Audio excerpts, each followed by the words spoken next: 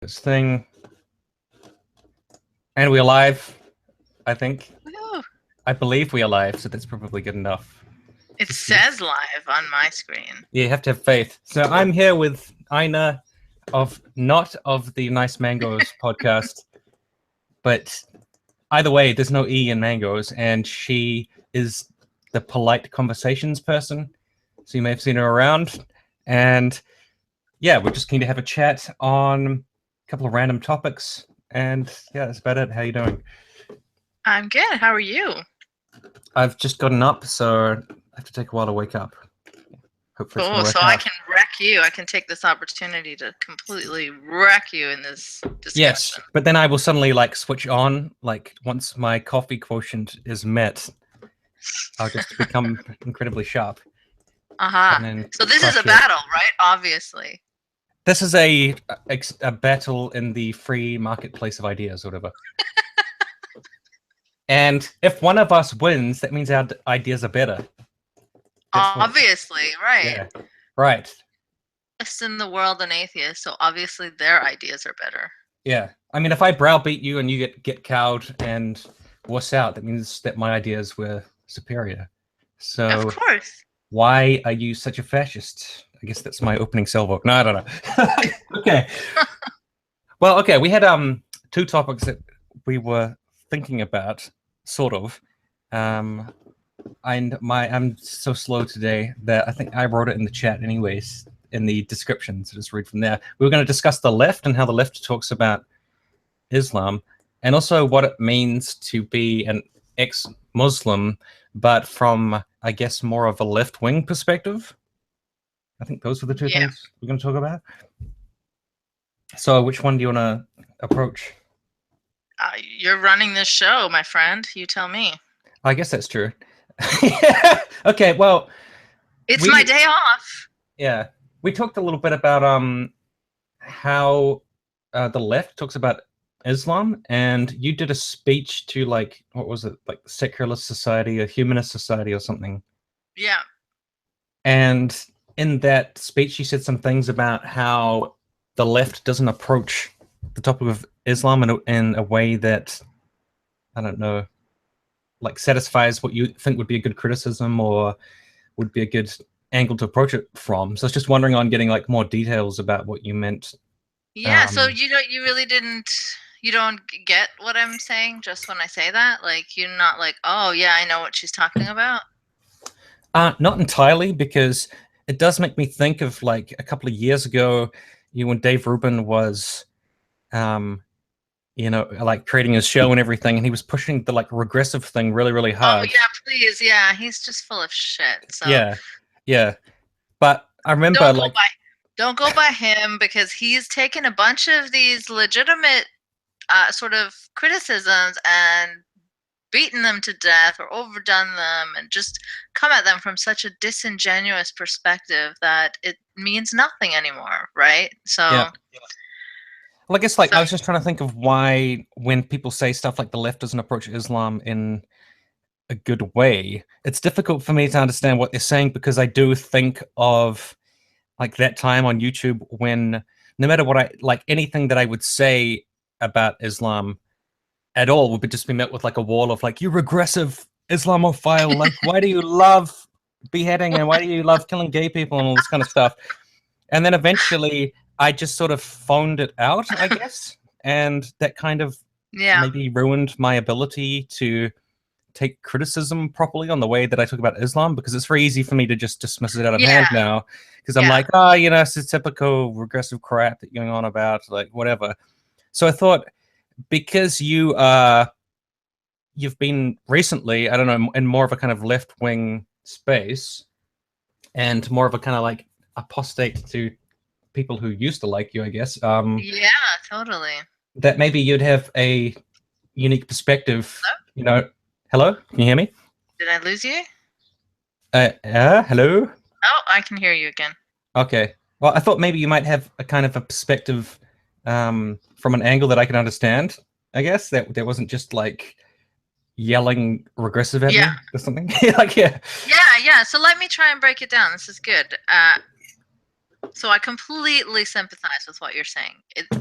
so far on the other end of things as well that you do end up dismissing people sort of yelling at you for not criticizing Islam enough because they've taken it overboard. You know, the same reasons that they didn't like the, you know, so-called SJWs is the same kind of tactics that they engage in. They overuse terms. They, you know, they say that leftists overuse things like Nazi or whatever.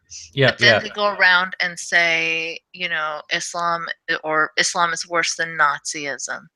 So, I mean, you can't be the same person saying the left is diluting the word Nazi and then apply it to, you know, all of the Abrahamic faiths. Right. I mean, I saw some ex-Muslims telling a secular Jewish woman that Judaism is worse than Nazism. What? Okay, I don't know. Well, they're very different things. Obviously, I don't think they're not very comparable. Well, I mean, because you could look at like a religion in a holistic sense, like all of the effect that it's had on the world throughout all of history. But I think, you know, Nazism is very specifically evil. Like it's got the confines of it are much smaller, and the hatred of it is a lot more clear, because that's basically all it is. It's just hatred on its own. Right. You know? Right. So they would come at it from the angle that, oh, look, the Abrahamic God is evil and wants to burn you for eternity, and look at all these horrible punishments that he prescribes. And, you know, sure, there's a lot of evil contained in religion. I'm not a fan of it myself, but to compare it to something like Nazism, and then to like double down and tell a Jewish person that no, you know, Judaism is actually worse. It's just the worst kind of atheism to me. Well, I think it's also the worst. It's the worst thing you could compare Nazism to, because that's the people that they genocided. Like, you know, right. Like, compare it to religion, they didn't genocide, but I guess they would have genocided most of them if they just had the opportunity. So, well, to be fair, they compared all the Abrahamic religions to it. So, right. Well, I guess the Nazis they didn't manage to get around fully to Muslims and other people, because they wanted to be the singular dominant race. So I believe that if they'd taken over the world, they would have eventually genocided a whole bunch of other people, not counting just killing them in wars. Yeah. So, I mean, no, but the nuance is lost, right, when it comes to Islam, because there's people on the other end going so far out that they're comparing it to Nazism, and they're sort of it's crazy. So I can see why you dismiss it, but there are some core legitimate points that I think, like, for example, the left, it often tends to, out of good intent, usually it wants to sort of protect and prop up minorities, and so it ends up championing like a right-wing version of Islam that, you know, if you're within the community, it's really distasteful to see, because, yeah, sure, our far right are minorities in the West, but that's no reason to sort of turn them into heroes. I guess that's the thing that I don't quite understand, is the championing idea, because I've seen people like social justice people say stuff against, for example, like a hijab ban, or even like a burqa ban or something, and the immediate reaction to that is, look at these leftists, you know, Islamophiling Islam or whatever. Like, they're just Islamophiles, and they just worship the oppression, and, you know, they are feminists, so they should be against the hijab or whatever. But I think you can be against the idea of banning a piece of clothing, Absolutely. independent of whether you think that piece of clothing is any good. I certainly Sure, think if someone said, like, the hijab is a symbol of freedom and it has to be retained because it's the greatest article of clothing in history or whatever, I'd be like, oh my god, this person's fucking nuts. But if someone just says... But they do say that. There's Guardian articles saying that. Really?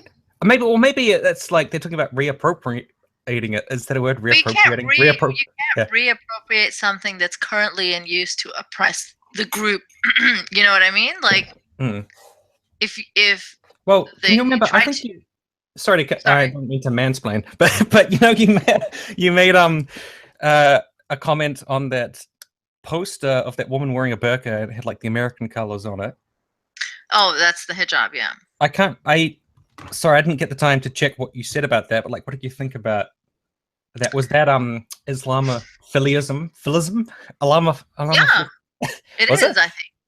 Yeah, because okay, so I can understand. Like if you hear my little, I did like an 8-minute rant on it or whatever. But I start off saying that I can completely understand where you're coming from. This is a time that women that look like this are being violently attacked. So we do need to stand in solidarity with them. I can completely understand that. But at the same time, this garment, it's not one of just positive connotations, just resisting the Western far right, just the anti-Trump. It's also one that has a lot of negative and painful connotations for many women that are in my position, right? Like I lived in Saudi Arabia. I was forced into modesty by the state. I encountered morality police.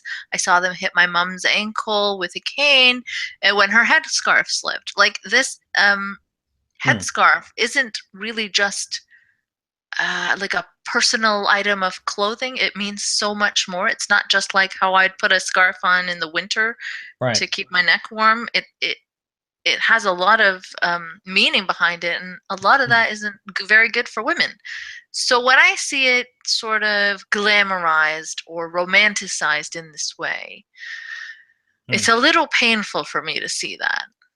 Well, but that's the tricky thing about that particular image. Like, is that a niqab? It's a niqab, right? That's way worse. That's another. You're gonna hear another tone from me if I discuss the niqab. Oh wait, but no, just in that image, was that that was a hijab? That's a hijab. Yeah. Okay, yeah, you can see how much of an expert I am. But but the tricky thing there is that I think for me that could be interpreted in two different ways. You can interpret that as, oh look, the Islam is coming to America. It's taken over America, and it's terrible. Look at this evilness. Or you can interpret it as like, this is kind of anti-traditionalist to dress up this as like an American thing. Like it would be hard for me to picture like, I don't know, ayatollahs and imams and stuff saying that this is really great. Wouldn't they see that as kind of like defacing their religious symbol? So it could be taken either way, depending. I'm not sure. So would Western right-wingers, they'd see it as defacing their beloved flag. So actually, before the election, the U.S. election, I interviewed this Muslim Trump supporter, and she went on Fox News and wore a U.S. flag hijab. Now, as much as I dislike the hijab, I really thought that was a pretty funny move. I mean, one that I'm supportive of, because if there's anywhere you go on and assert your, combined identity as an American flag-wearing American Muslim, it's Fox News. And you also end up pissing off the Fox News viewers whilst being a Trump supporter. It was a very unique combination of things. Yeah, but how do you determine whether that is an offensive symbol to freedom and to America, and it's basically, it's defacing the American flag as well, and saying like, the Muslims and I don't mind defacing any flags. I think I'm sorry, I apologize. Islam is the idea, Muslims are the people. I'm sorry, I forget my new atheist talking points sometimes. Like that Islam is kind of like taking over America. Chapter 4, verse 34. Yes. It could be taken in that way, or it could be taken as it's a celebration of the fact that in America you can do what you want with clothing. Like you could put squiggles all over your burqa, and you could like put exciting, you could do like a tie-dye burqa and fucking walk down the street in your burqa smoking weed through a little hole in the burqa crack. Look, but you understand that most women don't have that privilege. So you're sort of waving this symbol of many people's oppression around and saying, hey, look, we're so free to mess around with it over here. It's like distasteful on many levels. But so you would lean, but that's what I'm trying to determine. So you would lean more towards that it's an oppressive image rather than one celebrating the freedom of the West, in a sense, to be able to like modify a piece of clothing. Yes, though I can see the good intent in that image. I just think that maybe visually to stand with Muslims, it could do something else, like maybe make them like, you know, graphically it's very easy to depict a Muslim wearing a hijab, right? That's like the lazy way to depict a Muslim. But you can pick another symbol or something. Maybe make her wear like a crescent and star T-shirt or something. But what if you put something else on the hijab? Like, what if you It's superimpose about the like hijab. Cheech and Chong onto it? No, but I don't care about like the flag. The flag isn't bothering me. It's the uplifting and the romanticizing of the hijab itself. You can superimpose anything you want onto it. But how do you determine that the people are romanticizing the hijab or romanticizing kind of like the freedom to be able to do what you want, religion you are, like you know, religious freedom and Both, though. expression, They're you know? doing both at the same time. Right. So so do you think it's just kind of something that destroys everyone's mind, you know, from left or right, like everyone just gets confused? It's not confusing to me. Hmm. It's just not well thought out. Yeah. Yeah, because I mean, banning an article of clothing as well, like in France, how they, you know, try to ban whatever it is, the hijab, the burqa, Is etc. it Like, the how do face you? veil that they banned? The burkini thing too. I was totally against that ban, even though I'm not pro burkini. I had a big panel discussion on my show about that too, and they even had like cops go to the beach and like Yeah. But police then, women. but then, That if was it is bad. a symbol of oppression, then can you ban an article of clothing? No, I don't think so. I'm not calling for a hijab ban at Right. all. Yeah. But I think You that's shouldn't champion it. You shouldn't sort of praise it, right? right. Like, Yeah. um, you don't have to be all like, "Oh my gosh, burkinis are the best swimsuits in the world."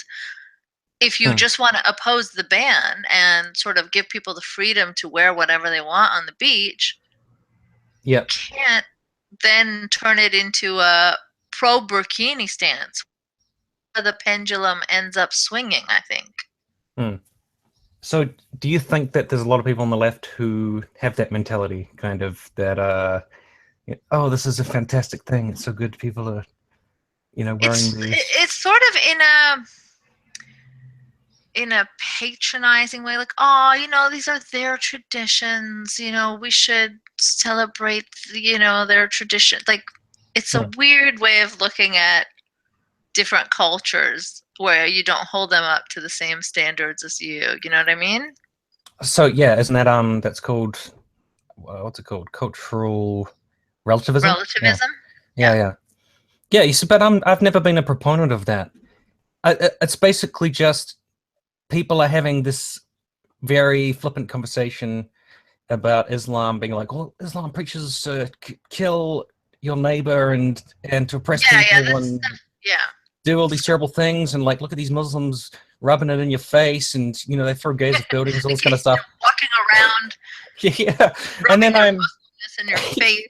yeah, I saw you talk about a tweet today that's talking about that. But then so I comment, I'm like, hey guys, I think you're talking about this a bit flippantly or something. And then they're like, regressive, you love Islam, you know, and But then I'm that's like, just I the do. other side of it, right? Those people are Yeah. probably even worse than the other side of it. You don't take those people seriously, and you don't take the people who are like, oh, you know, everything is racist, and hijabs are Hmm. amazing. They're a feminist garment, and Islam is the most feminist religion in the world. You don't take those Yeah, people no. seriously either. So between the two Hmm. extremes, there's got to be some sort of reasonable ground. I just think it's just funny because I don't know. I think the issue for me is I feel like people just don't kind of listen. Like, because sometimes someone's says to me like, "Oh, you just think Islam is religion of peace." I'm like, that's literally something I've never said in my entire life, or never ever said it's religion of peace. Doesn't make any sense to me. But okay, I guess I think that, you know. And I'm just worried that maybe in some of the criticisms of the left, like some of the critics are just putting these things onto the lefty people. They're not necessarily engaging A or lot of times they are, absolutely. I can see that too. Like some of those hmm, criticisms get so far pushed, like, you know, like everything is regressive left to the point where it means nothing. anymore. Right. So But even I do somebody see what who you're saying. says, if someone says Islam is a religion of peace, like how do you talk to that person? Like, how do you approach them? Do you write them off, or do you try, do you try to Yeah, look, engage? Or, hmm, listen. You have to always try to engage with Nazis and be as gentle and kind as possible. But a leftist that thinks Islam is a peaceful religion, just write them off. are you saying don't write them off? No, I'm saying write them off. I'm saying those are the standards that we operate under, right? It seems like. Oh, okay. I'm completely lost as to whether that was No, I was joking. sarcastic or accurate. Oh, Okay. okay. I Yeah. guess my Come sarcasm. on, Tim. I'm not going to seriously tell you to always be kind to Nazis and write off leftists always. Yeah. No, I'm just confused as to because sometimes people who say good things about Islam or whatever, like occasionally they are like very rabid. Like you can't actually talk to them. They won't listen to anything you're saying either. People who say good things about Islam? Yeah, I have engaged with a few people on Twitter. Yeah, oh, yeah. The other day, some person called me alt-right, like, And that tends for to, yeah, for racist. just opposing like the concept of hijab. Like Canada's passing in Quebec, they're passing some bill or something, um, where or I think it's more than a bill. It's a law or a bill. I'm not sure. Where it ends up being like a face veil ban in terms of giving and receiving public services, and that extends all the way to public transport. So I think obviously, having a ban on the face veil on public transport, that's not fair in my opinion. Right. Because a lot of these women, they're targeted on public transport, and to give the bigots like this sort of backing or reasoning to attack women. So even if it's like a face veil ban specifically, this will embolden more people to attack hijabi women, which aren't wearing a face veil. So anyway, so I was like expressing this nuanced view, and this person comes at me saying, "What the hell? You're pushing this alt-right shit to placate your fans." And like, are you kidding me? Like, Yeah.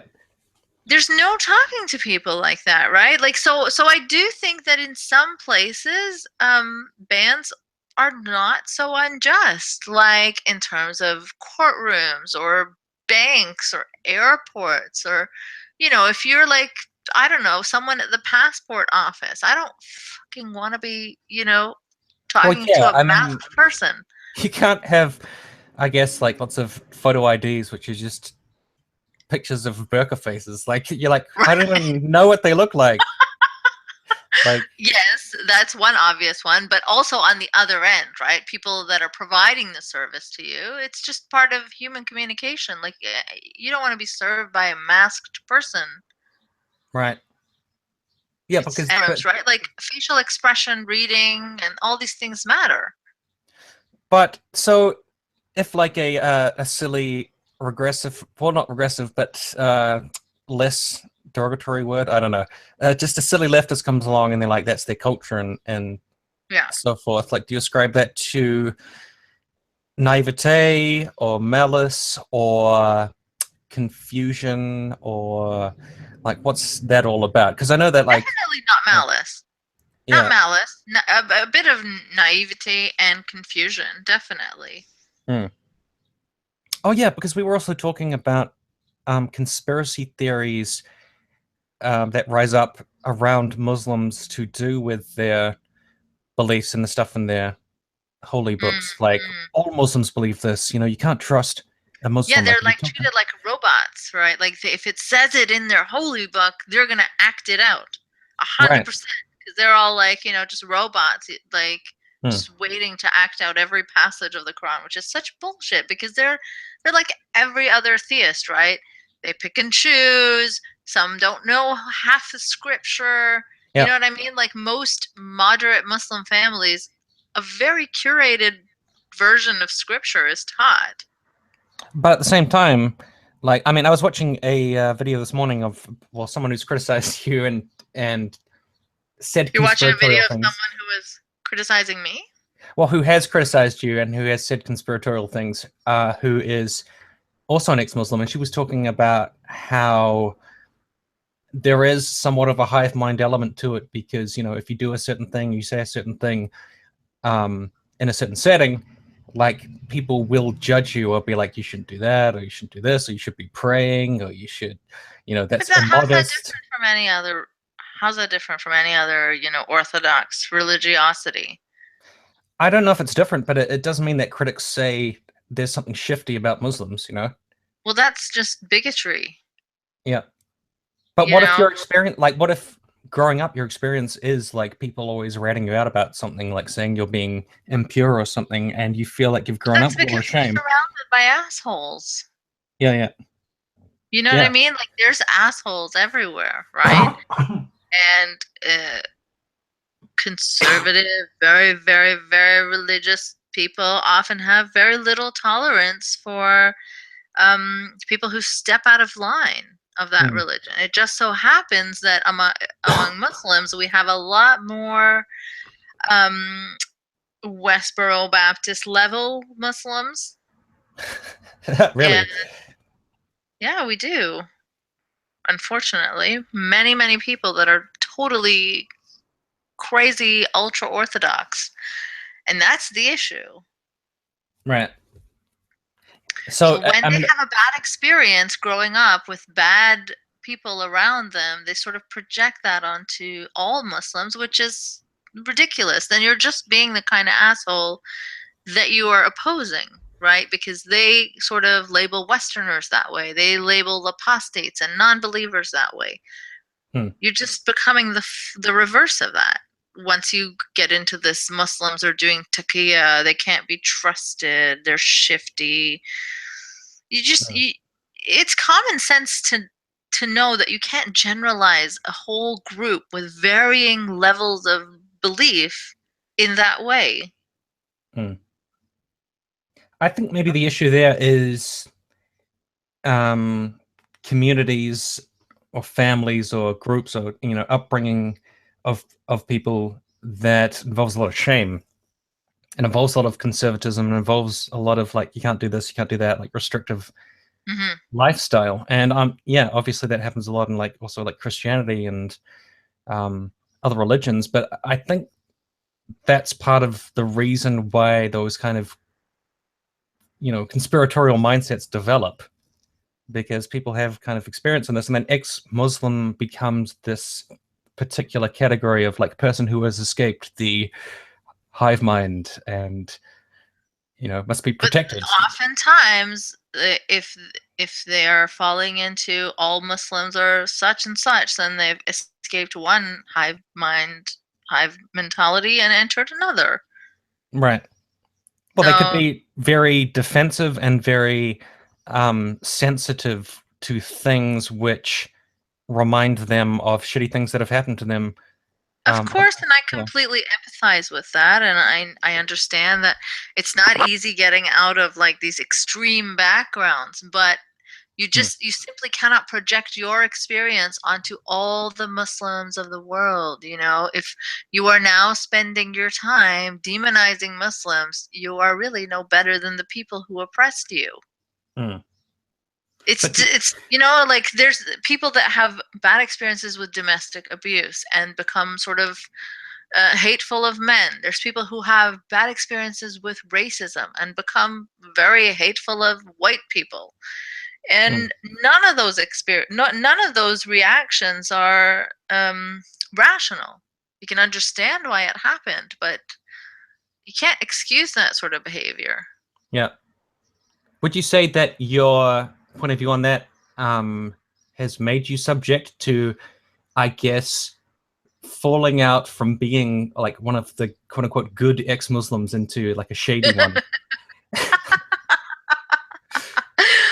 Yeah, probably. I think what made me the shadiest ex-Muslim is the fact that I have been criticizing Dave Rubin for what, like 2 years now. Hmm.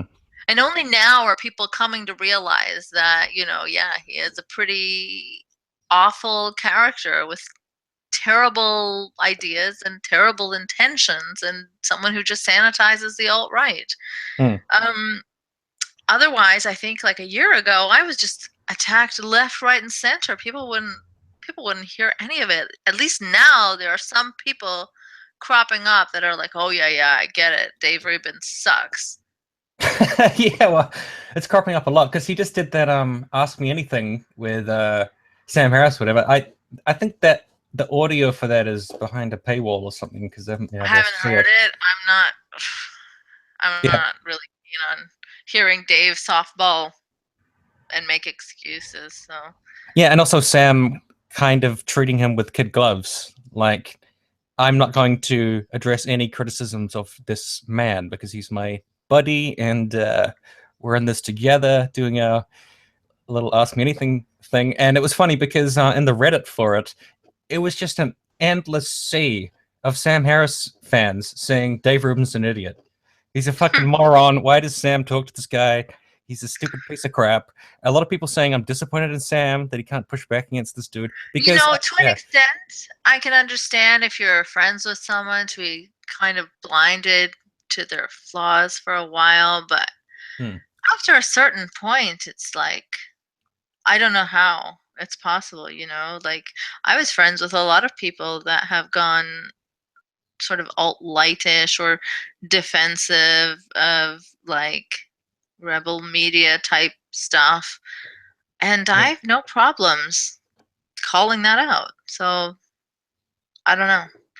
Well, but this actually like makes me think of what we were talking about before because you're saying like you might see a leftist or a lefty say something that sounds positive of Islam. It could be possible to say like, oh, they're kind of doing Islamophilia or something and be uncharitable to that. Do you think maybe people have been uncharitable to you as well? Like if you're criticizing Dave Rubin or alt-right elements or whatever, they might be liable to say like, she's still Muslimy. She's Oh doing yeah, taqiyya. She's doing the.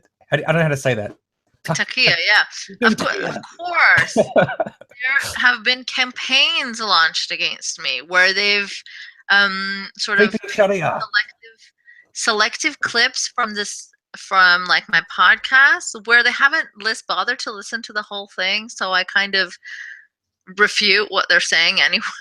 Mm. So they're like, okay, they picked a clip where I said I grew up in Saudi and I didn't experience the harsh or know about the harsh Sharia laws on a day-to-day basis because I lived in a compound. Yes, I've talked about that a lot. I was very privileged and I grew up in a Western compound, yet I also experienced it almost daily because I had to leave the compound daily to go to school Mm. and, But were you trying to go to the impose the shops. Sharia into your compound? No, Like no, of course I wasn't. you were like a, you know, you were a creeping Sharia plant who then had you activated, and all Good Lord. and That's a this new conspiracy. That one hasn't been floated yet. The fact that I'm a Norwegian man has been floated. really. Yeah, How do you do that feminine sounding voice as a Norwegian man? Like it's quite impressive. I know. You're like, I don't know how to do a Norwegian man's voice, but like, I have to get. That sounds Russian. I'm not doing the accent thing, no. I will get into character. Hello. I don't know how you would do that. Oh my gosh. Or you could have Um, like voice decoder or something. Yeah, so maybe so like the thing everybody behind from that, that, but just that everyone from that Western compound has to be hunted down and like de-Sharia'd. Anyways, all right, go on.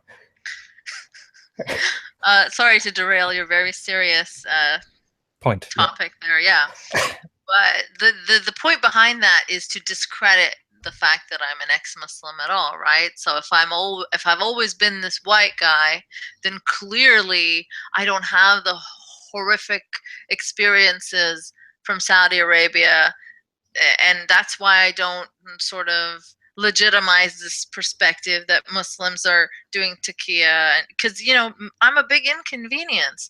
I'm a woman that grew up in Saudi, and I'm not sufficiently anti-Muslim, right? Right. As an ex-Muslim, that makes me really an inconvenience for a lot of people. So when I say things like, the conspiracies about taqiyya, nobody really, nobody has even really heard of them until they come across anti-Muslim bigots in the West. Then people get angry because Right. this is not what they like to hear from ex-Muslims. They like to hear like, oh yeah, I escaped it and everyone was doing taqiyya around me. And But I mean, I mean, Muslims being human beings and Islam being a problematic religion, it doesn't mean you couldn't run into someone who's a Muslim who's not going to fuck you over, like, and then that of course. might confirm your biases, like, oh look, I met a Muslim and they did the taqiyya on me or whatever, and then that's just going to be like, aha, makes sense. They're Look, all you evil. They're know all what bad. taqiyya is, right? It's an obscure concept, I believe, It's from lying, right? Yeah. yeah, it's like lying under the pressure that you're going to be killed for your religious beliefs. So if someone is like, pressuring you and asking you what religion you are, then technically I guess you have the permission to lie and say, oh, whatever, just to save your ass. But Hmm. now it's been turned into like Muslims are always lying. Like, you know what? There's probably plenty of Muslims that lie a lot compulsively, just like any other Of group. course, yeah. They don't fucking need a religious permission to lie. They're not robots. They can just lie. They're flawed human beings, like the rest of us. Right. But it is true that, I mean, I don't think about it in a conspiratorial way, but there are like these beliefs which they share to smaller or greater degrees in terms of, like, taking it literally or taking it in a fundamentalist way. Obviously, that applies not just to Islam, but to Christianity, Mormonism, like whatever. Just like take your pick. And I gotta admit, like, that does make me occasionally a bit more cautious around someone. I guess I'm like a racist against religious people or something, but like, like, hey, how's it going? What's up? And they're like, oh, hey, you, and then we're talking, and then, oh, I'm a Christian. Like, oh, so you believe in God? They're like, yeah, I do. I'm like, that's weird. Yeah, same. Why? Okay. It does put up a wall instantly, right? Like, Yeah, like, oh, you're a Muslim. Okay, cool. Yeah, I can't relate to that. It's yeah, all you're right. like, yeah, you actually buy into that shit? Oh, Yeah, it's not it's a necessarily bit of a disappointment. conspiratorial. It's got a guardedness, It's like, Yeah, yeah. but you can understand why that would happen, right? Like, you can Hmm. easily offend very conservative religious people. You can, you know? Yeah, like, if you like say something that goes against the religious sensibilities, I mean, that would also create confirmation bias. Like, aha, I knew it. The shit I heard Lauren Southern saying about Muslims was true. This person is some kind of like shady, dodgy Sharia But person. it's not that they're shady, it's just that they're extremely conservative and extremely religious, which sucks anyway. But that's probably not even always the case. Like, sometimes not even that conservative. They just have those beliefs. They've been drummed into them, so they just sort of repeat them. Like, yeah, that's against this, or that's against that, or I've been told that that's something you're not supposed to do, and you're like, aha, gotcha. Mm. Creeping Sharia. Something like that. Yes. I'm Yeah, actually secretly in Canada to install Sharia. true that. Also, Don't I tell think anybody. it's funny, yeah, how you also became plumpy pineapples. Yeah, because being sexist has to happen, whether being sexist, body shaming has to happen whether they see you or not.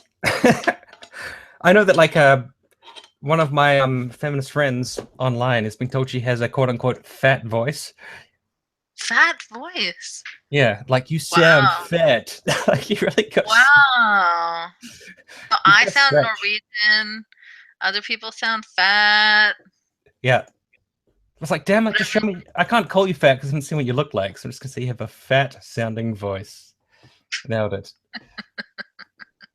Yep. You know how sensible, rational, and just all around brilliant Gadsad is. That's true. So we were talking about this before. I said Nick Cohen, who's like a BBC guy. He just seems like an anti-left guy, but you said there's more to him, and that his conversation with Gadsad actually started his whole tirade against you. Like, how Oh did that yeah. happen? So okay. So Nick had this brilliant conversation. I really like Nick, and I do know that there's a bunch of like lefty people that don't like him, but I haven't followed him for that long. But what I've encountered has been balanced, and he totally shifts gears when needs to. Like when Trump won, he was all about the right, and he doesn't have problems calling out people like Anne Marie Waters of Pegida. He doesn't have problems using the word racist against people that are racist. Otherwise, you see people going into this backwards political correctness in this, left critical scene. So to me, he seems like a very genuine person. You should see his conversation with Gad Saad. It was epic. He really, really told him off on his show. He put him in his place. And it's funny because Gad's audience was so livid. In the comments, they're all like, "Oh, SJW. Nick is such an SJW." Like he's absolutely not. That's what's so funny. Yeah, because like maybe it's just what I've seen from Nick has always happened to be his content where he's criticizing the left, but I'd sort of written him off as someone who only ever goes on about the left is PC and the left is shrieking about less and this was cultural appropriation or the left is bad in this way.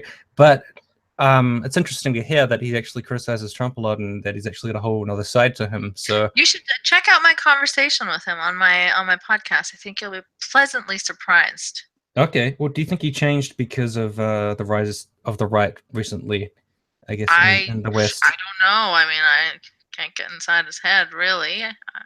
But I think a lot of people, when the balance shifts, they also shift in their criticism a bit, right? Like, you can't just harp on the left all the time. Like, okay, so a couple of years ago, I used to focus a lot on the left, so maybe you would have written me off too, maybe? I don't know. No, but I didn't write you off, but to be honest, I did have somewhat of a perception of like, oh, it's another person in that whole like sort of Sam Harrisy sphere of like, I'm kind of like Majid Nawaz. I actually I like Majid Nawaz, but I feel like, he kind of compromises himself just to be part of that whole sort of like, special good Muslim, ex-Muslim group. But I do think he's like a smart guy. I mean, I know you've had some run-ins with him and stuff, but I think he's capable of being an intelligent person who says like erudite things. But I sort of saw you in that kind of sphere, like, so not written off, but kind of just cautious, like, okay, it's kind of like one of those people who is going to back up Sam Harris's talking points at the end of the day, but probably has some decent things to say. So yeah, like, I don't think Majid Nawaz is just a write-off. I think, yeah, but I do think you put him in a room with Sam Harris, and then he's not going to really like shine to be, in his own way. Look, I mean, I do agree with Sam on a lot of stuff, but I also disagree with him on a lot of stuff.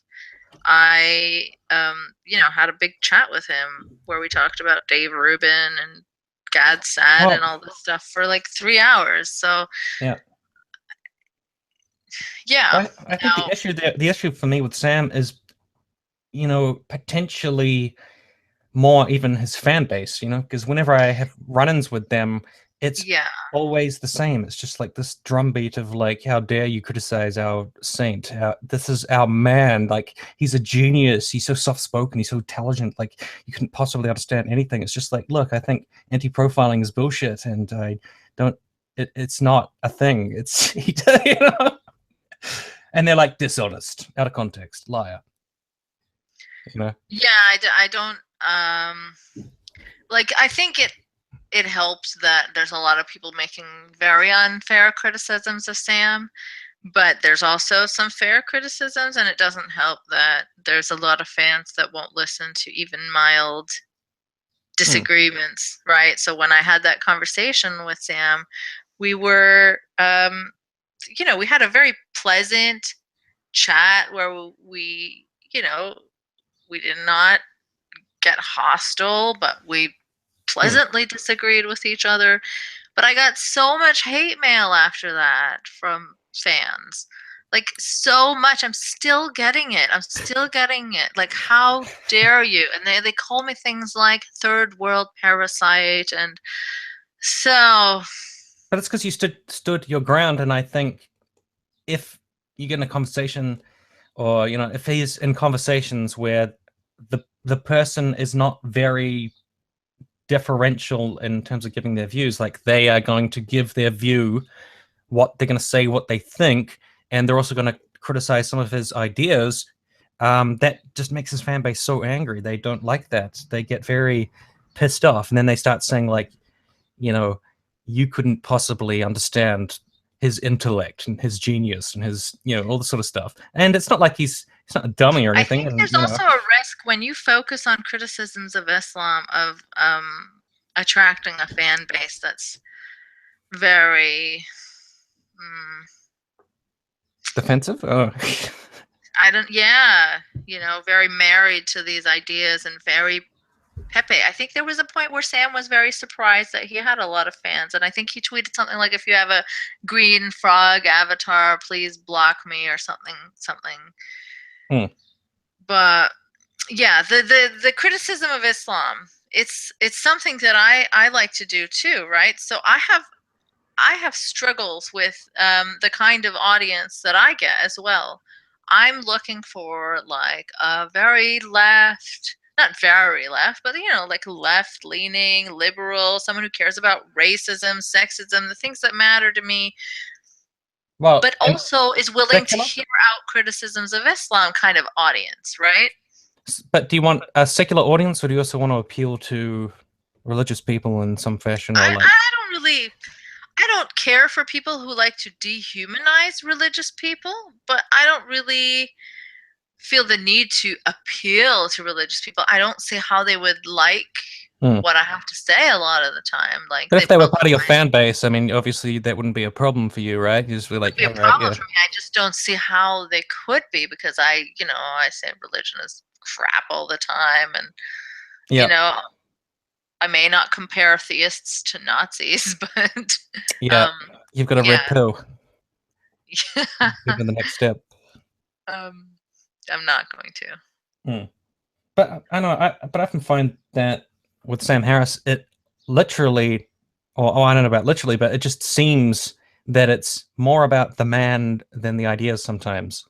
Because if you're look, anti-profiling is just a different word for profiling. It's just a different type of profiling. It's not, anti-profiling doesn't exist. It's like reverse racism. It's not reverse racism. It's just racism. Yo, you're trying to get me screwed. I'm trying to get in trouble. Sorry. Yeah, I'm not going to do it. I'm not going to engage in picking apart Sam Harris ideas on this stream, because I'm not going to. Yeah. No. But putting aside the actual idea, like if I say that the defenses tend to be about the person, or about the man, or about my character, or about the type of person I am, that I would comment on this kind of thing. And I find it to be more about a bit of a cult of personality. Like, it's more about the kind of person. I find that a lot in the atheist scene, with a lot of the figureheads, right, that become sort of like these idols. And there's a very dogmatic defense of a lot of them without actually hearing what people are saying. It doesn't mean I'm insulting him, and it doesn't mean like I think all his ideas are bad. Like, I think Sam Harris is a intelligent person. That's fairly obvious, and he says a bunch of stuff that I think, like, yeah, that's fine, it makes perfect sense. But then when he says something I disagree with, I'm like, I just don't think this is true. People like, you're a liar. Yeah, you can't disagree. I've experienced that. Yeah, like, you don't talk. Yeah, I'm still getting hate mail. But anyway, so as I was saying about the audience thing, right? Like, so when you criticize Islam, it's very tricky to get an audience that's not shitty. I'm trying so hard. I'm actively trying to keep like far right people away. But this is what happens, right? Like, if I'm focused on criticizing the far right, then I get a lot of people that get angry at me for criticizing Islam. Then if I start criticizing Islam, then I got a lot of people who are happy with me for criticizing Islam, but they also have other shitty ideas about immigrants and, trans people and feminism. And it's like, where can I find this overlap of people? It seems impossible. So do you feel like you are in, because that was one of the reasons I wanted to talk to you, being in a, I mean, it depends how you like define being in the left, like if people are alt-right, or if they're and saying they're liberal or if they're actually on the left. But my perception of you was you are actually in like a left-wing space as an ex-Muslim. And do you think that is like a particularly difficult place to be right now? I guess especially with the online dialogue. Yeah.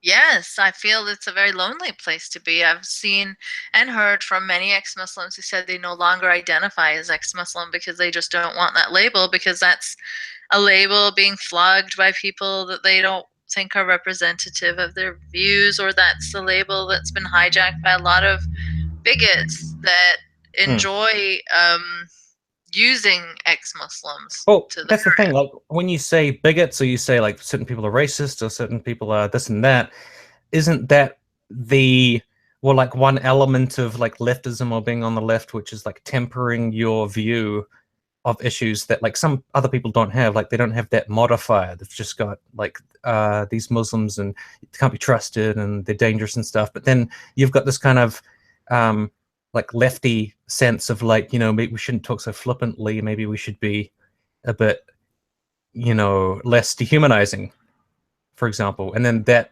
turns you into this kind of like fake ex-Muslim. Like, yeah. So isn't that the difficulty of the space? Yes? Well, yeah, of course. Yeah, because I'm not harsh enough then. No, well, that's right? what I'm saying. I'm saying like your kind of like quote unquote leftism modifies your criticisms to avoid dehumanizing people. And like saying avoid dehumanizing is often taken as you saying Islam's not so bad. It's great, you know? Yeah, and believe me, I can't stand Islam. But when the pendulum has swung so far the other way that the criticisms of it are so out there and so ridiculous, and people are like, you know, we shouldn't give it a chance to reform, and we should fight for eradication because that's the truth. This is a dangerous climate to be perpetuating that shit in. And especially if you go to Rebel Media or Breitbart to fucking say there's no place for Islam on the planet right now. What the hell kind of message are you sending? Right? I hate Christianity too, but when I'm in Pakistan, I will certainly not start championing Christianity, which is what leftists over here do. Just because, you know, Christians are a persecuted minority in Pakistan, I won't be like, oh my God, I love Jesus and Christianity is amazing. But I certainly won't go to like far right Islamist media outlets and then bash Christianity from there, you know? Right. Also, I was going to bring this up before, but I forgot about it. They just had a terrorist attack in the United States. And yeah, obviously, I mean, that's going to bring this subject back into the limelight. So, I mean, what's your sense of the impacts that's going to have? Well, it's sort of like, well, it's a horrific tragedy. Let me just say that first. And it's sad that this has to happen so often. I don't know what we can do to try and reduce extremism, but what we're doing currently in this polarizing climate is certainly not helping. And I don't think that dehumanizing Muslims will help. I don't think, you know, calling for eradications of Islam will help. I think that there has to be a better approach to this, which nobody is hitting the right notes on. Right. And sadly, there's a cycle, right? Every time there's a terrorist attack, then, you know, then the takes get worse. The like Laura Loomer, is that her name, tweeted like, look at these Muslims rubbing it in our face, walking around with their hijabs. Like, what the fuck? They're not allowed to breathe and exist after a terrorist attack. So the aftermath, always we have more polarization, more hate, and then the cycle continues, right? But I also know like right wingers and I don't know, whoever these, I always try to be specific, so I'm just like trying to think of the phrases to describe the people I'm talking about. But okay, whatever, I'll just be loose about it. They will say just bringing up backlash against Muslims is that's the regressive thing. So like they'll, you know, if you say like, oh man, this is going to make things way worse, someone will tweet me. What do you call it? Tweet quote, whatever it is. Yeah. Quote tweet, and they'll say like, oh, so that's the concern, isn't it, for you leftist scum? Is what about the Muslims? It's not about the dead people, is it? You know, that's what they'll say.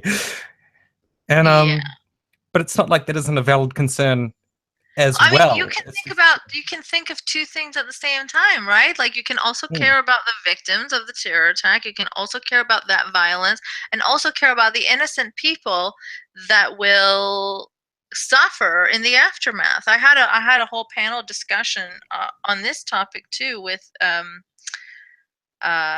Muslim convert and a guy who lives in London after the London attacks, and I got some pretty, I got nice comments, of course, but also like people saying, "Oh, it was so easy to talk to a nice British or a nice white convert or something like that." Like, "Oh, she's only nice because she's not a real Muslim," right? So this is how they also do it. Like anyone that's decent is either not practicing Islam properly or there's some other reason for them to be nice. Either they're white or they're a convert or something else.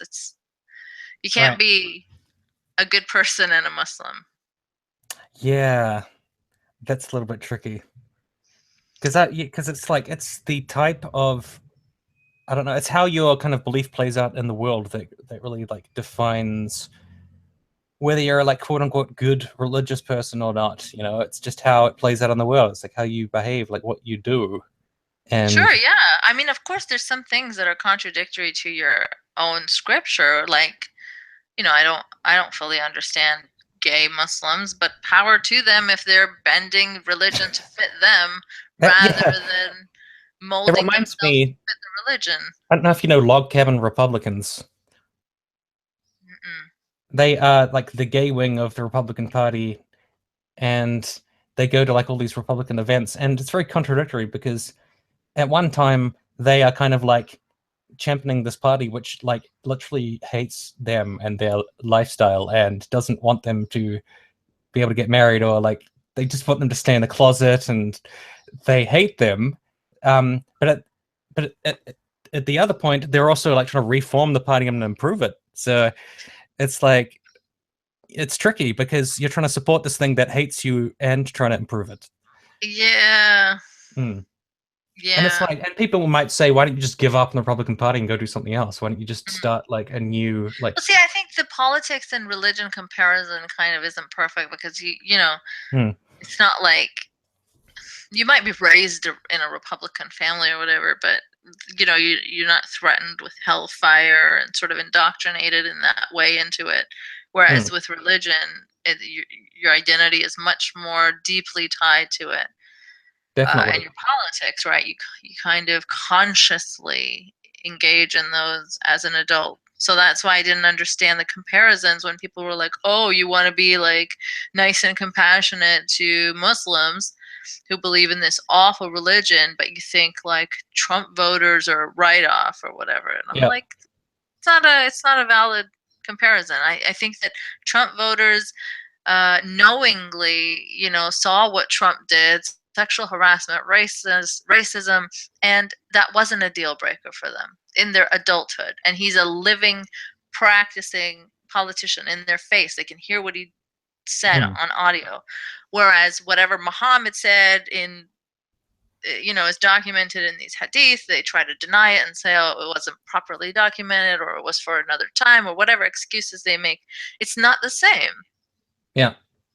But I also think that downplays the role of like propaganda as well, because people who heard the Trump tape, like a lot of them have also been indoctrinated into this like rabid hate for like Hillary Clinton, the Democratic Party, and George Soros and all of these crazy conspiracies. But that's not like a religious belief. You know what I'm saying? I know it's not a religious belief, but isn't it similar in the sense of indoctrination? Or, I mean, because some of these people are pretty fucking fanatical. I'm not saying that you can't be like a political fanatic or politically indoctrinated. I'm just saying that religious indoctrination has another layer and level to it that makes it deeper and harder to break. Definitely. But I think just the way of like, if you listen to someone criticize Muhammad, that's probably gonna be it's gonna be a lot more intense and a lot deeper. But I also think you know, some voters listen to people criticize Trump, they instantly just start thinking of all like the Soros, John Podesta, Yeah, but they're seeing his actions right now in front of them. You know, you can't see what Muhammad is doing. If maybe Muhammad was marrying a child right now in front of people, many people would be like, "Ugh." A bunch of people would excuse that though, wouldn't they? Sure, some would. It's different. It's not the same. You know, it's this is Muhammad. Like, sure, I'm sure some people would. Yeah. He knows what he's doing. Like, it's different when he marries a child. You know, Gross. Just like with Trump, you know, I think he said something like he could go down on like Fifth Avenue and shoot someone, and you know, and his supporters would still support him. And I think that's disgusting. The only thing that you can really do with Trump is hope that his base erodes enough. You know, people drop away, and his support will just get down to a few key fanatics. But like those key people, like you cannot actually use reason or logic to talk to them. Like it doesn't work. It just doesn't work. What I find funny is like Trump supporting women talking about sexism or like criticizing the hijab. Like we have Asra Namani, who is a Muslim reformer, and she sort of, you know, got a ton of attention from writing these clickbaity headlines about how she's a Muslim immigrant who voted for Trump, and and she buys all that like Soros stuff, and she uses terms like the left are engaging in cyber jihad against Trump. Like, what the fuck is cyber jihad?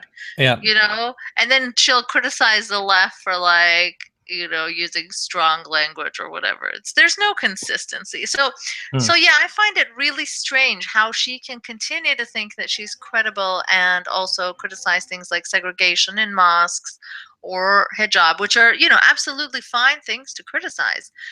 But how do you vote for a sexual predator who walked in on, you know, girls changing, and then also say that, you know, this headscarf is sexist? Like, I couldn't do it. I would feel too ashamed. I couldn't do it. Well, I mean, the two things that come to mind there are indoctrination, potentially, and the other thing would be opportunism. And I wanted to ask, what do you think of the idea of a token?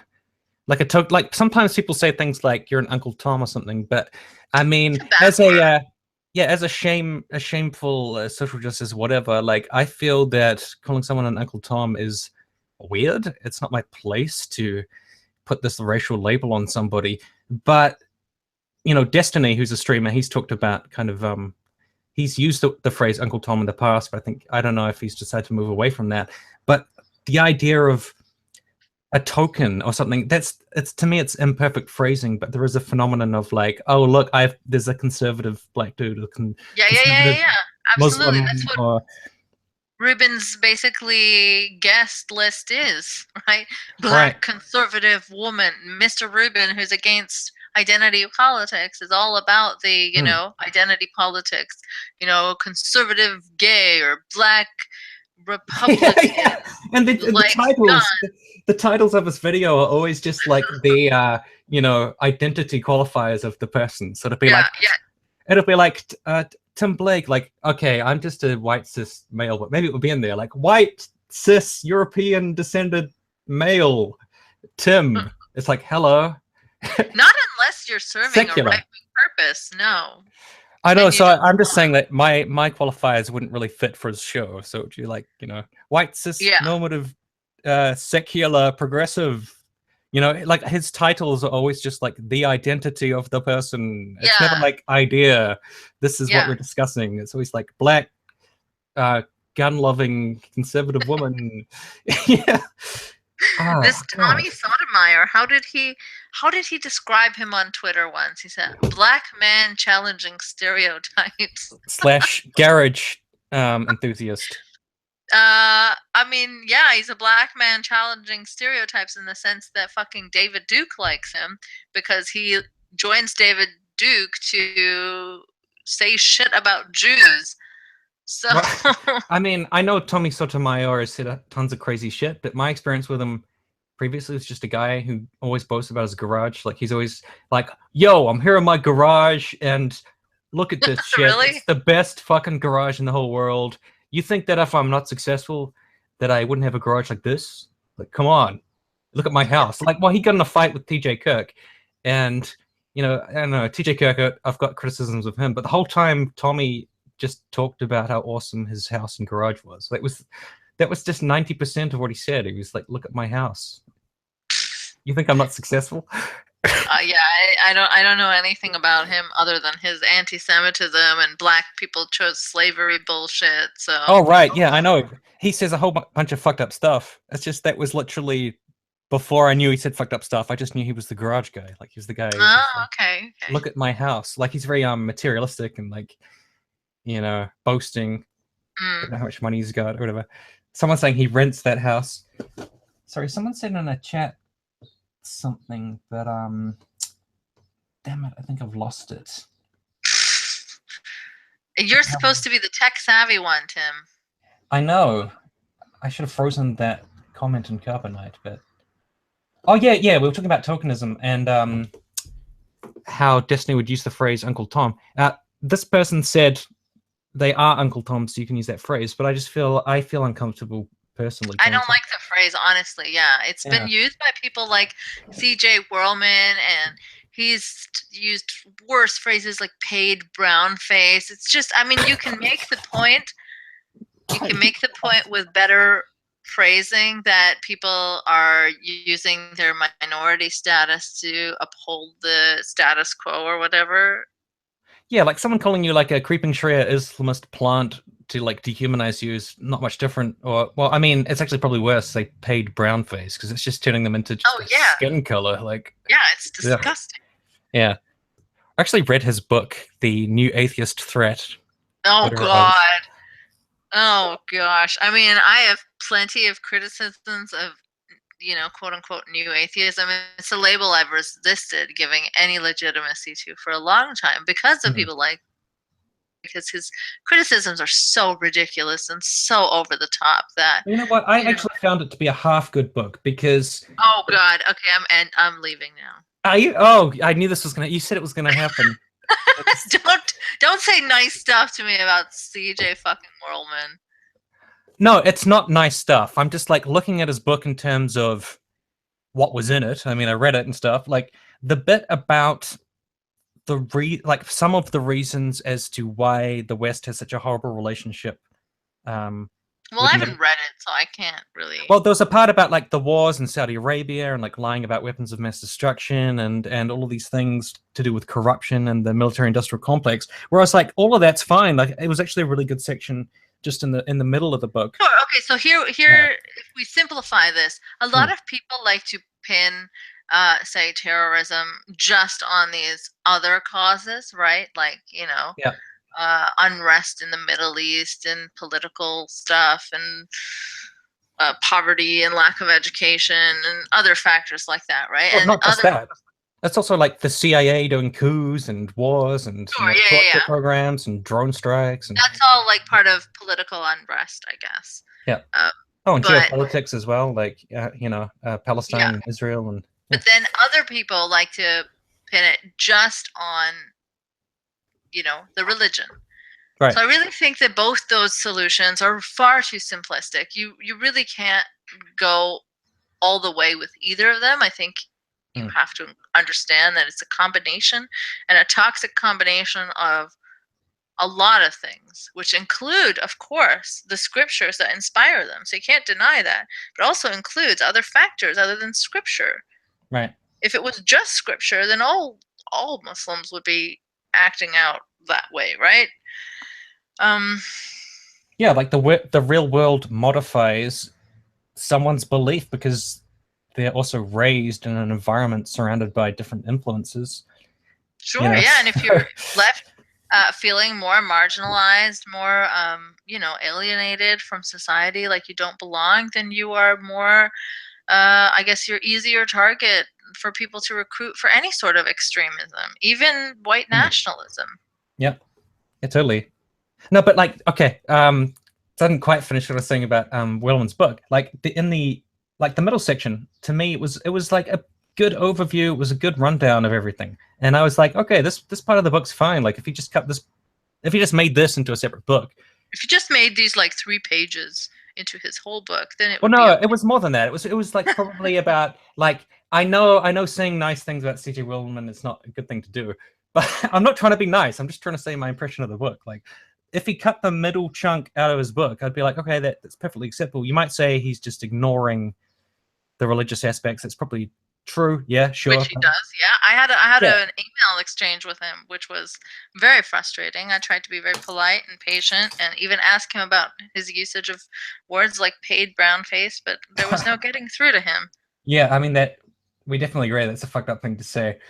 But I think he does ignore like kind of the he focuses solely on the geopolitics. But there was a whole other half of the book, which was him talking about new atheism, where he just completely lost me because he would be saying things like, "We can see at this conference the new atheists spreading their doctrine of hate," and then and then it'd be like, "This is why they're all extremists and they're dangerous and we can't trust But them." see, And this pisses me off so much, right? Because there are, I think, now beginning to happen like legitimate criticisms of this sort of new brand of atheism, right? And it's overlapping with anti-feminists, it's overlapping with alt-light and alt-right, and there's so much legitimate criticism there. right, But CJ Whirlman fucks that up for anyone trying to make a legitimate criticism right, because yep. he's already taken it so far over the top that no one's going to take it seriously. And this is what these critics of Islam are doing now too, by the way. How you say you disregard people when they criticize you for your, you know, I guess um what was it, responses to things about Islam or whatever. Like now more and more people, like they always cry about not being taken seriously by the left. Now they're just ensuring that they won't be taken seriously by the left.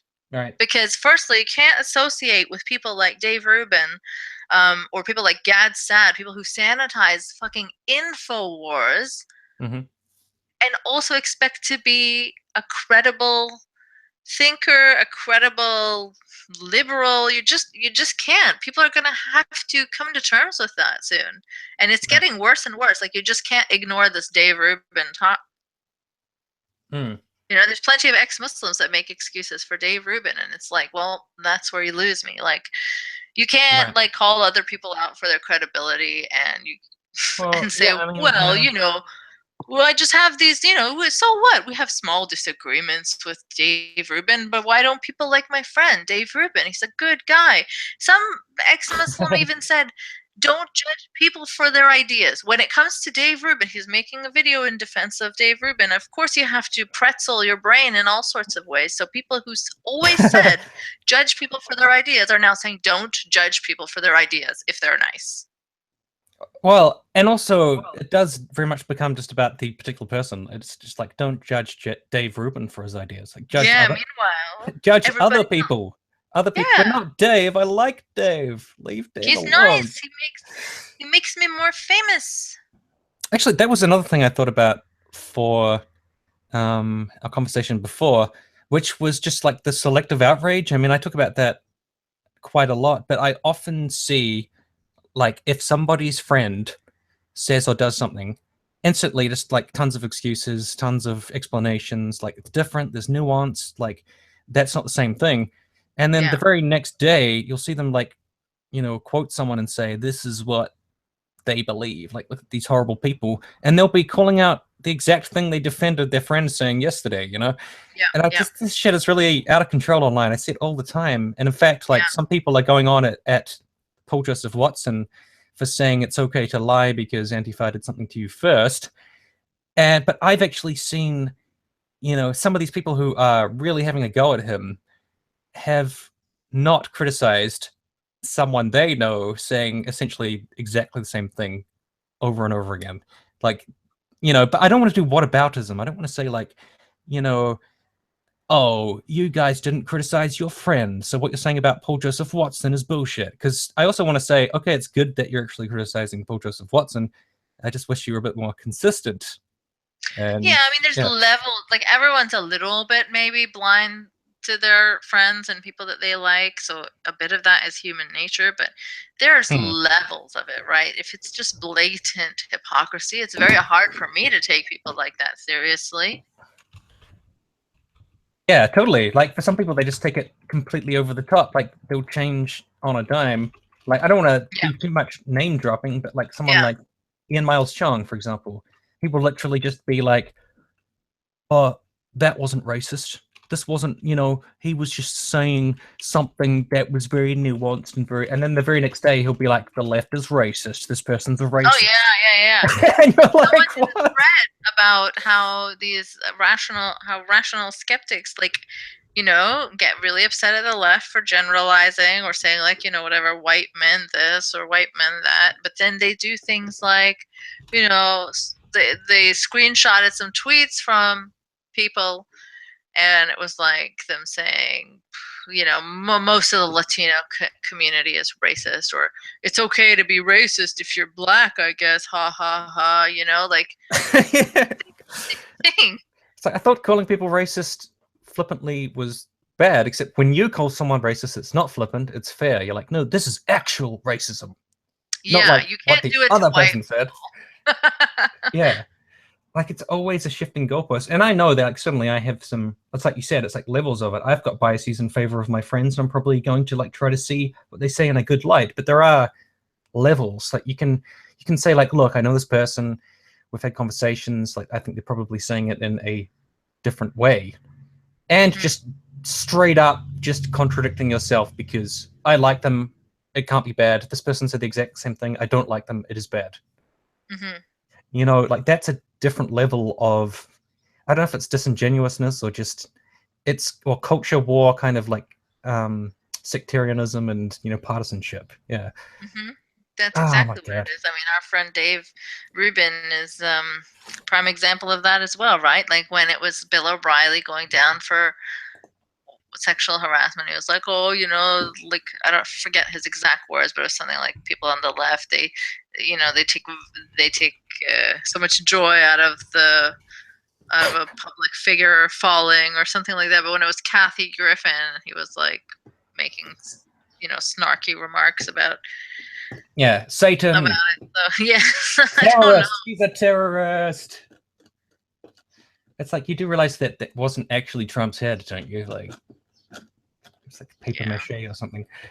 Also, I got a super chat here, which I have to read because I am financially obligated to. This person said, "Have you seen the Jordan Peterson and Ayaan Hirsi Ali interview? If so, thoughts?" Oh gosh, no, I haven't. Jordan Peterson is already not my favorite. Actually, he's my favorite. No. What? He's not. He's not. I have I hate him. Wait a minute. No, I love him. I love him for how hilarious he is sometimes. How ridiculous he is sometimes. Like, but I haven't seen that chat. How is he so popular? That's the thing that I don't get. Like, he's very fucking popular. It seems like you have to be really shit to be really popular. Or is it just that you just say some psychobabbly words and then people like, this person is a genius? Yeah, and also it helps to shit on the left. Like, just fucking shit on the left and get your money. Yeah, ka-ching, ka-ching. I am missing out on some great opportunities here as an ex-Muslim, you know. All I have to say each week is pull up a fucking Quran verse and project it onto all Muslims. I could be making $50,000 a month. You know, look at this evil verse. How do the Muslims think that we won't know about this? I have left Islam and I'm here to expose them all. Sharia. You can do it, but then you could be on Dave Rubin's show, but I don't know if you'd have to show your face, or does he ever talk to people with avatars? Yes, he has. I've screenshotted it before. You know, he's got so-and-so's identity has been hidden for his safety. For me, it was like, ha ha, anonymous troll, lol. Well, we put our lives on the line every day. Sure, Dave and Dad putting their lives on the line. Wait, he interviewed someone with a anonymous avatar.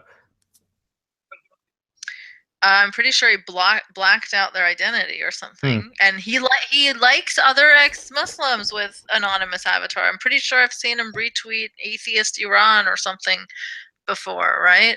Why don't I should just say to or try to get the message to Dave that I work for like some company or something, like I don't know, Microsoft, but that I cannot let my identity be known, for the left will, kill me or something. Like, hello, Dave. The super soldiers, the Antifa super Yeah, soldiers. exactly. I am at Microsoft. Diversity is out of control, but I cannot say my name because I will be persecuted. And I'd be like, oh my God, tell me about that. You okay? I did see a Peterson video where he talked about radical equality. Like, radical equality. Radical. Wait, what's Like, radical equality? It's just the idea of equality. That's what I could get from it. I don't remember, but I remember it being really absurd. The idea that he thought it was so radical that people want to fight for equality.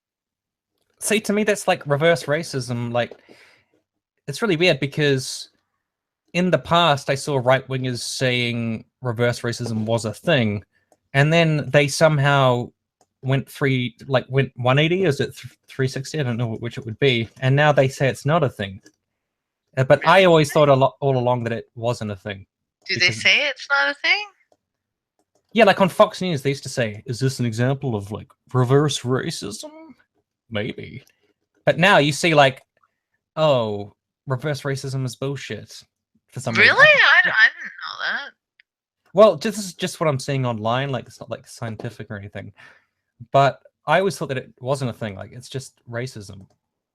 But I guess because some people believe that racism can only go in one direction, from white people to black people or something. Yeah, I think they get confused, or there is a definition where racism is only racism if it's systemic, which I don't agree with. I mean, racism is discrimination based on race, but systemic racism is a bigger problem because that does go one way. Yeah, that's true. Systemic racism does go one way. Yeah, but then it's like, radical. What was it? Radical equality. Yeah, it's just equality. And then, and I know you don't want to talk about it. Anti-profiling is just profiling. It's like people put these. I'm sorry, but people put these new words on things that don't need new words. They're just that thing. Yeah, people do come up with a lot of catchphrases, and well, it's like the regressive left. Right now, it's just become such a silly term. It's become cringeworthy, as has classical liberal. But there is a kind of faction of the left that I do sometimes see that I'm like, oh yes, that's what the original term was referring to. Well, people say like Islamophilia, which to me sounds weird, and I guess like it's just my brain being stupid. But because like when I think of philia, I just instantly think of like pedophilia or something. So I'm like, no, I'm like, oh, that sounds negative, kind of like Islamophilia. Yeah, I know what philia means. It's just like it just sounds weird.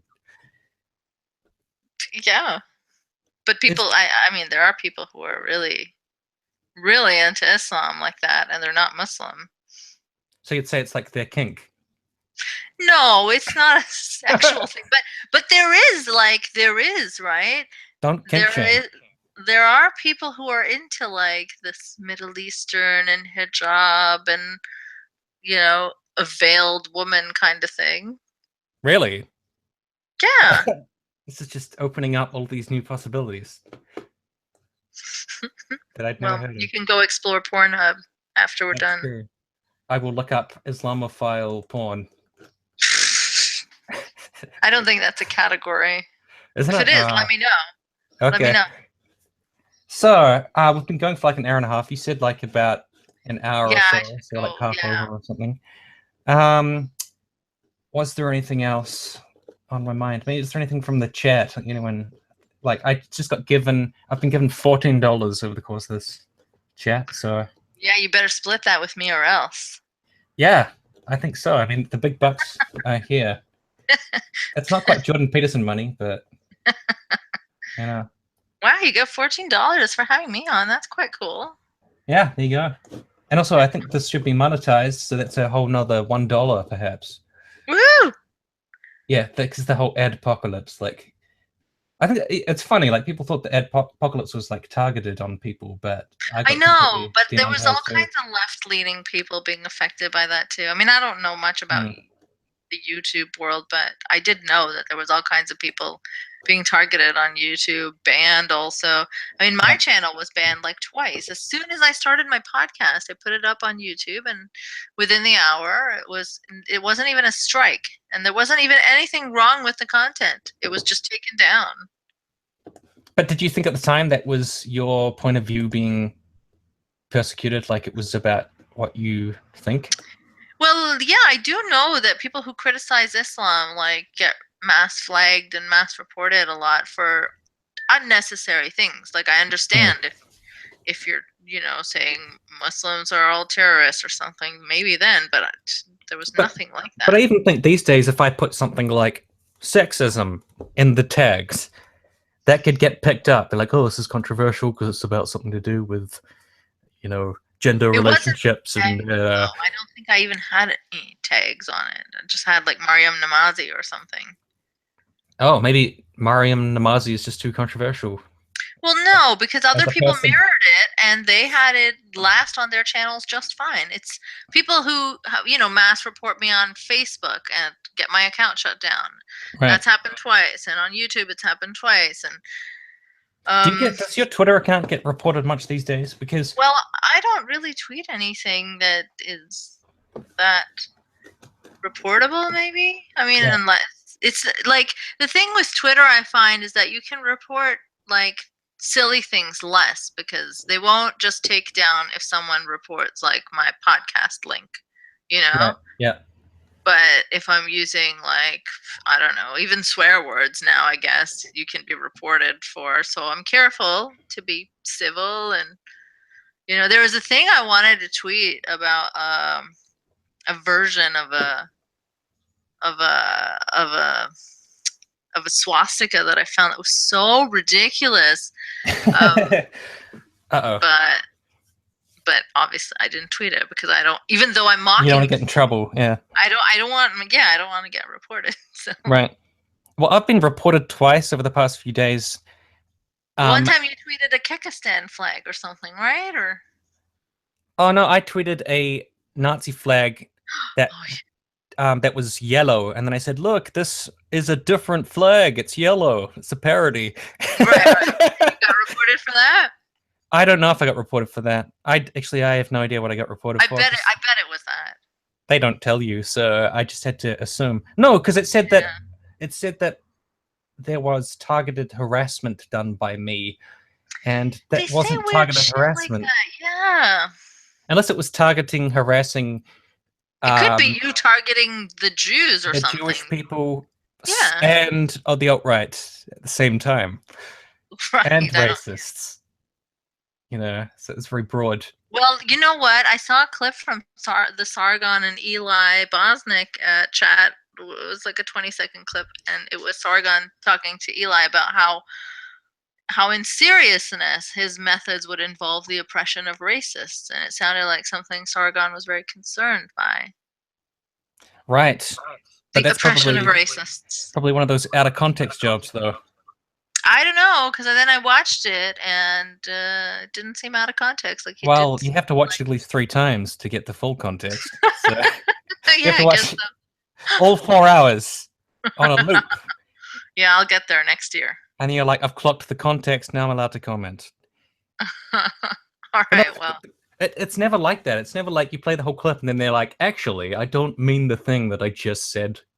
Like, yeah. Sometimes it is. Sometimes it is, though. There are some people who do it, like, badly and, Oh, no, that happens. It's been very rare that that's been my experience. Like, I listen to it in context and quote-unquote context. I'm like, oh, it was a complete lie. That's been rare.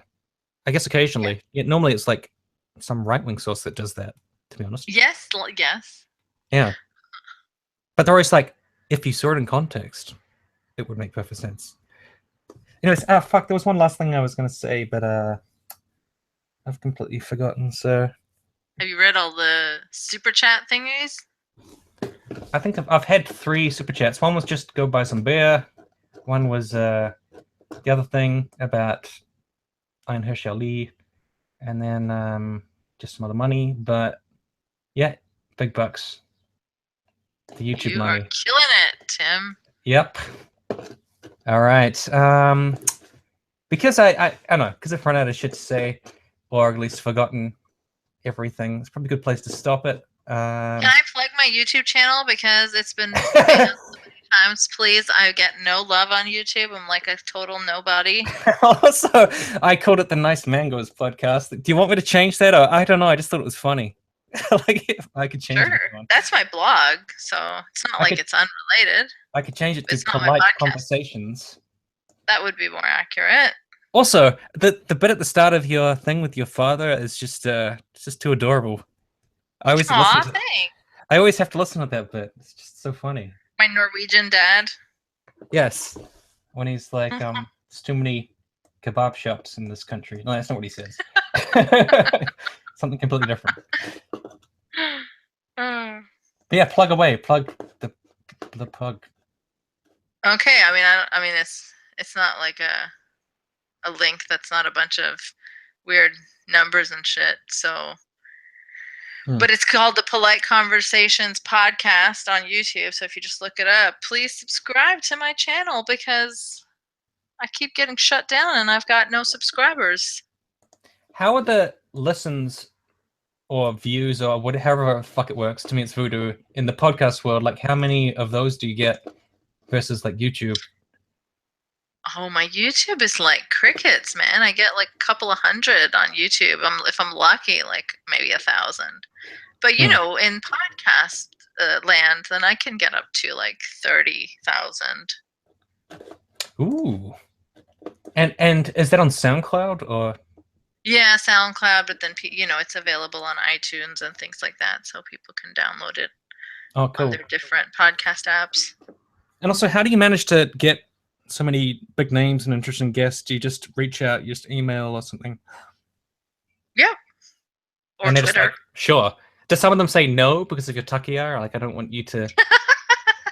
Well, look, I think some of them, like, there's like, they have an idea of who I am. There's a pre-established relationship. So, right. Some of them. Well, if you tried to reach out to, like, I don't know, God Sod, for example, would he just be like, no, clumpy pineapple? Obviously. But do other people say, like, no, because you were a person that I used to trust and now I don't trust you? Or does that ever happen? Or no, not really. They wouldn't say it like that. I don't reach out to idiots like that. I guess they're professionals, so I guess they would. Right, so even if they were thinking that, they wouldn't tell me. Yeah, they'd say it in some nice way, like, oh, I'm sorry, I'm just a little bit busy. Yeah, I'm sure I've gotten traitor to. I'm sure I've gotten the I'm busy right now excuse. Yeah. Okay, cool. All right, let's just see how it worked. All right, so I think that's our chat for today. We've covered mostly everything. If I could think of everything I want to talk about, we'll be here for a few more hours. So yeah, good conversation. We'll do it again. Yep, and I will see you on Twitter fighting about stupid crap.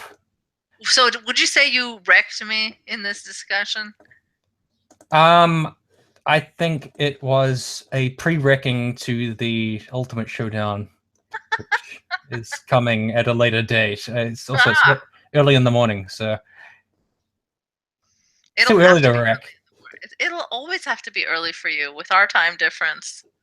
That's just because you're afraid of me at the height of my powers. Or I'm not going to stay up till the middle of the night. Well, if you want to see the full power debate, it'll have to be about 5 p.m. my time because it's when I wake up. What? Well, that's when I wake up in my heart of hearts. I spend the rest of the day as a zombie, and then it's like I hit because I'm a night owl, so I hit the evening, and I'm like suddenly super awake and onto it. So that's when it will have to happen. Okay, well, we'll try to figure it out. All right. Thanks for tuning in, everybody. Have a good life. Goodbye. Also, you can still super chat to me if you want because I like money. All right. Bye. Bye.